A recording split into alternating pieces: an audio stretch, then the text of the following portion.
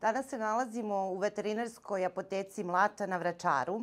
Imamo jedan jako lep povod za današnje druženje. Naime, Royal Vet, kao i svaki put do sada, ima jednu lepu kampanju kojom želimo da nagradimo naše verne seniore. Danas se družimo sa Milijem. Mili je jedan simpatičan dekica od 18 godina, jedna simpatična kuca koja 18 godina celih živi na Royal Caninu.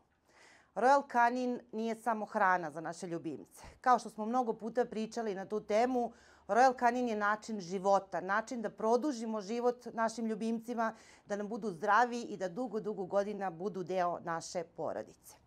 Danas ćemo našoj Miliju da uručimo prvu nagradu u nizu, odnosno da mu uručimo 2 kg hrane za mini seniore i 1 kutiju sosića, kako bih narednih mesec dana bio opskrbljen svojom omiljenom hranom.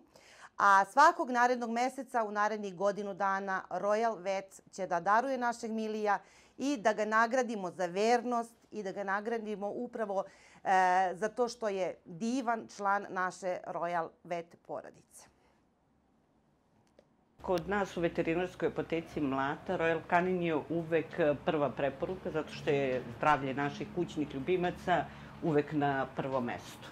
Od prvog dana otvaranja Mili dolazi po svoju porciju Royal Canin hrane. Evo ga Mili. Zdravo, ja sam Ana, a ovo je moj pas Mili. Završavam režiju i produkciju, a Mili me prati ovako nestašno svih 18 godina njegovog života. On je sa mnom završio osnovnu, srednju i ovo sad fakultet. I cijelo vrijeme je sa nama Royal Canin hrana. Mi dolazimo iz Crne Gore i prije 15 godina smo se preselili u Srbiju. U Crne Gori, kada smo živjeli tamo, nije postojao Royal Canin proizvođač za hranu, već neki lokalni proizvođači. Na internetu roditelji moji su pronašli da je Royal Canin u stvari najbolja hrana za vaše ljubimce i mi smo od prijatelja, od bilo koga ko dolazi u Crnu Goru, u stvari nabavljali tu hranu.